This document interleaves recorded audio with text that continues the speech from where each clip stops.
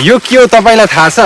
म चाहिँ यति बेला कपिलवस्तुको बाणगंगा नगरपालिकामा पर्ने रामदत्तीवन धाममा जाने यो बाटोनिर रहेको छु, जहाँ यो थाकल एकदमै पाकिरहेको छ। हाम्रो लोकल भाषामा थाकल अथवा खजुरी भनिन्छ। तपाईलाई यो थाकल खजुरी थाहा छ कि छैन? कमेन्ट बक्समा कमेन्ट गर्नु होला। तपाईँ पनि यो चाख्न चाहनुहुन्छ भने चाहिँ रामदत्तीवन जाने बाटोमा जुन बनगाईबाट भित्र आउन सक्नुहुनेछ। यो बाटोमा एकदमै पाकेको छ, स्वास्थ्यवर्धक पनि रहेको छ। यो थोरै खानुभयो भने पनि चाहिँ एकदम मिठो पनि हुन्छ। तपाईलाई कतिजनालाई थाहा छ?